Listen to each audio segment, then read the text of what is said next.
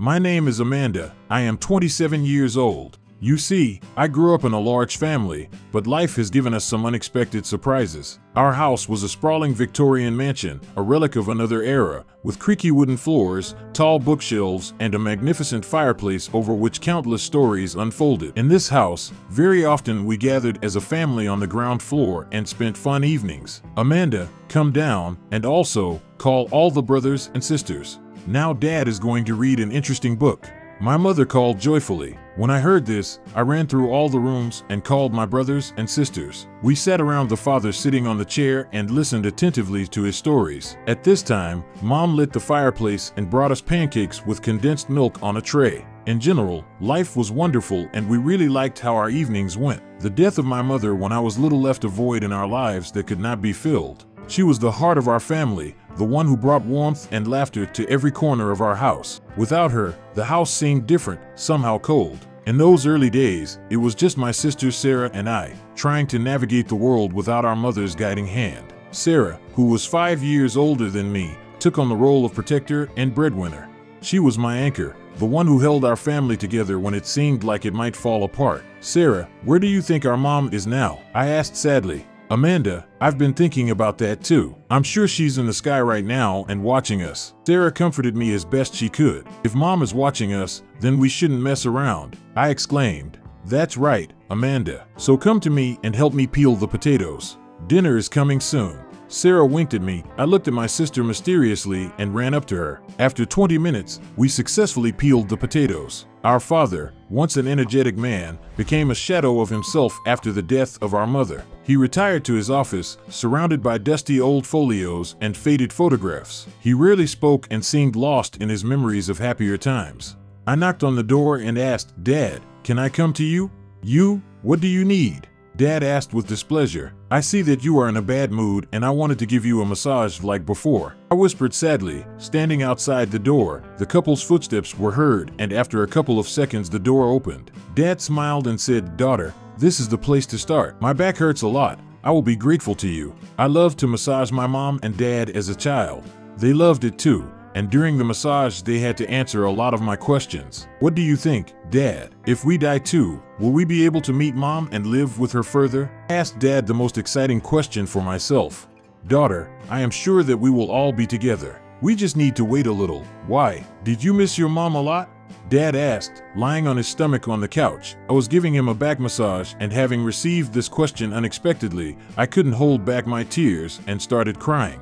Dad hugged me. He realized that I was not calming down, took me in his arms, carried me into the hallway, quickly dressed me warmly, and we went outside. After putting me in the car, he got behind the wheel and we drove in an unknown direction. Where are we going? I asked through tears. Amanda, you'll find out now, my father said, turning to me. We drove for about 15 minutes and soon drove up to a small hut standing on the shore of the lake. It was very dilapidated and it seemed that it was about to collapse. Dad took my hand and we walked towards her. Amanda, this is the place where we met your mother for the first time, the father said. After our first meeting, I immediately realized that I love her. We sat on the shore of the lake for a long time and my dad talked about my mom for a long time with great interest. It was getting dark and we returned home. My sister Sarah was trying to fill the void left by our mother. She married Mark, her high school sweetheart, hoping to create a new family for us. They were head over heels in love with each other, and it was clear that Sarah had found her solace in Mark's arms. But when they started their life together, they began to get lost in their own world, leaving my father and me on the sidelines. In the morning we washed the floors and dusted the furniture for the neighbors, trying to bring at least some income to our poor family. It was hard work, but it gave me a sense of purpose. Dad, we're home, I exclaimed when I went home with Sarah. I was very tired, but my nights were devoted to taking care of my father. I cooked his meals, made sure he took his medication, and provided the companionship he so desperately needed. I became his lifeline, the only person who didn't give up on him, and yet it was during those long evenings that the cracks in the foundation of our family became painfully obvious. Sarah and Mark rarely visited my father. They seemed to have forgotten about his existence, lost in their own world of romance and dreams. While I was caring for my father, we found solace in each other's company. These evenings by the fireplace, when we read books aloud, became our refuge. It was at such moments that I felt closest to my father and hoped that my presence would bring him at least some consolation. But as the days turned into weeks, it became clear that my father's health was rapidly deteriorating, and it became obvious that I was the only one who really cared about him. The burden of responsibility weighed heavily on my shoulders, but I could not see how my father was suffering. "Amanda, come to me," my father said in a hoarse voice. "I'm here, Dad," I said, walking up to my father's bed. "Amanda, you are my best daughter. You showed me your love through your deeds. You take care of me all the time. I love you very much." The father smiled. The morning was seething with activity. I ran from one neighbor's house to another, doing housework and cleaning to earn a meager income. It wasn't easy physically and emotionally, but it was a means to an end, a way to keep our family afloat. The evenings, however, were entirely devoted to my father. I returned home tired and exhausted, but the moment I entered our house, I was overcome by a sense of purpose. I was determined to make my father's remaining days as comfortable as possible. I cooked his food, carefully following the doctor's instructions. I sat by his bedside, fed him spoonfuls of soup, and made sure he took his pills. Sometimes he managed to squeeze out a weak smile, and at such moments all the hard work was worth it. During these evenings, our bond has become even stronger. My father began to open up, sharing stories about his youth, about my mother, and about the dreams he once had. I became not only his guardian, but also his confidant. As the days turned into weeks, I learned more about my father than I ever knew. He was a man of dreams and aspirations, and I could not help but feel a deep sense of loss because of the life he could have lived if tragedy had not befallen our family. But despite the pain and exhaustion, these evenings by the fireplace became a source of comfort for both of us. We took old novels and read them aloud, immersing ourselves in the worlds created by the words on the pages. I had no idea that these evenings would be the last moments of peace. The day my father passed away is etched into my memory with painful clarity. I was the only one who was by his side when he breathed his last. Sarah and Mark had almost forgotten about him, immersed in their own world. It was as if they couldn't accept the harsh reality of his illness. In those moments when my father's hand was cold in mine, grief overwhelmed me like a tidal wave. "Dad, don't go. I'll be all alone," I whispered softly. Tears streamed down my face as I whispered goodbye, promising to keep the love and memories he shared with me. It was a promise I intended to keep. I remember sitting in a dimly lit room where the echo of my father's presence was still felt. It was a lonely and gloomy place, and I couldn't help but feel the weight of responsibility that now lay squarely on my shoulders. While I was preparing for his funeral and doing paperwork, it became clear that my father's demise did little to distract Sarah and Mark from their egocentric existence. It was as if they expected me to sort things out on my own, as if my father's death was an inconvenience to their lives. During those difficult days, I found myself questioning family ties. How could they be so indifferent to the man who raised us, who loved us unconditionally? It was a bitter pill that I had to swallow, realizing that I was really on my own. After my father's passing, I expected Sarah to finally step forward and share the responsibility that fell squarely on my shoulders. But her return was not at all what I had hoped for. She came with Mark, her husband, and their behavior was anything but sympathetic. There was a cold, calculating gleam in Sarah's eyes that I had never seen before. It was clear that she had an ulterior motive that sent chills down my spine. We gathered in the dimly lit living room where my father spent his last days.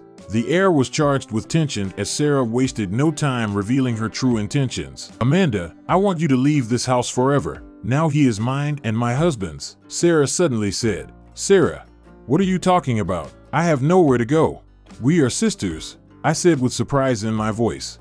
"Honestly, I don't care where you go. I want to live here with my husband," Sarah said firmly. I was stunned. My heart was heavy with disbelief. All this time it was I who took care of our sick father. I sacrificed my time, my energy, and my own life to make him comfortable, and now she wanted to push me out like I was a stranger. I tried to reason with her, to make her understand that I had taken on the brunt of the responsibility, that I was the only one who was really by our father's side in his last days. But she wouldn't hear of it. Mark, her husband, remained silent throughout the confrontation, a dark figure lurking in the background. While I was packing my things, the weight of betrayal hung heavily in the air. I felt like an uninvited guest in my own home, exiled by the only person I expected to support me. I accepted my departure. My heart was heavy with sadness and confusion. The house, with all its memories, seemed to me like a distant dream slipping through my fingers. But deep down I cherished the hope that somehow justice would prevail, and my sacrifices would not be in vain. Leaving the house that I had called my own for so long was a painful experience. Sarah and Mark watched with cold detachment as I packed my meager belongings into a worn suitcase. There was no sympathy in their eyes, no hint of remorse for the mess they had caused. I couldn't help but wonder how it came to this. How did the loss of our mother and the passing of our father tear our family apart instead of bringing us closer together? The weight of their betrayal weighed on me, and I felt a deep sense of loneliness. When I left the house, the cool evening breeze seemed to bring me both relief and regret. I found a small apartment in the city, away from the splendor of our family home. It was modest, but it was a place where I could start all over again. The city offered anonymity, a new beginning away from the shadows of the past. In the weeks that followed, I tried to build a life for myself that was far from the one I knew before. It was a struggle, but I was determined to prove that I could stand on my own 2 feet. Reluctantly leaving my parents' house and getting used to my new life in the city, I tried to find a sense of stability amid the chaos of change. The apartment I rented was small but comfortable, and I worked tirelessly to build a life for myself, far from the splendor of our family estate. Then, one day, a call came in from an unknown number. It was a lawyer, and his voice sounded measured and serious. "Amanda, is that you? I should have called you earlier, but I had a lot to do. Before he died, your father called me and invited me to visit. When I came to him, he handed me the will," said the lawyer. "Good afternoon, really? And what does it say?" asked Amanda in surprise. He explained that he had been entrusted with my father's last will and testament. This revelation confused me. Why didn't my father mention the will before he died? The lawyer asked me to meet him at his office to discuss the contents of the will. I was seething with a mixture of emotions, hope, uncertainty, and a lingering sense of betrayal. What could my father have left behind, and how would it have affected the broken family ties that led me to this moment? In the lawyer's office, I sat nervously in a plush armchair, waiting for him to announce the contents of the will. He opened the leather-bound document and began to read, his voice sounding even and deliberate. To my surprise, my father's will stated that I should be the sole heir to the family estate and all its assets. It was an unexpected twist of fate that left me both grateful and conflicted. Sarah's reaction to this news was instant and furious. "What does this mean? This can't be happening. Why did he leave the entire inheritance to you?" Sarah screamed. She expected the estate to pass to her, and the news that my father had chosen me as the heir made her boil with anger. Mark also seemed stunned, caught in the crossfire of the troubles in our family. I was torn between the sense of justice that my father's decision brought and the burden of responsibility that it placed on my shoulders. The house I had been forced to leave was now legally mine, and I had the power to decide its fate. Sarah's anger turned to deep indignation.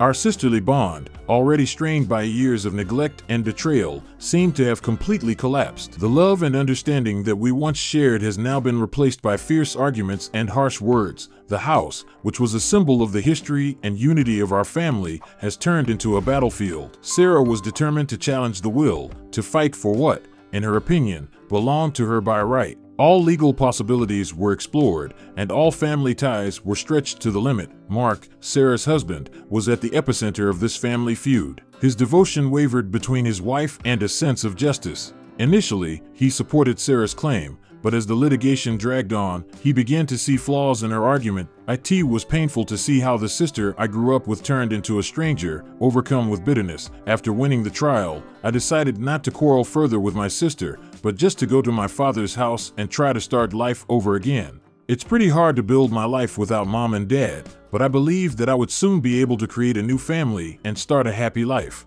Going into the house, I looked around. Apparently, my sister, Sarah, has never done any cleaning during her stay here. I sighed heavily and began to clean the house. Walking around the house, I had a lot of memories with my father and my mother. I remembered how my dad treated me with care despite his strict nature, and my mother worried about me, prayed, and always cooked delicious pancakes. When I finished cleaning, I turned on the movie on the first floor and lay down by the fireplace. In the middle of the movie, suddenly there was a knock on the house.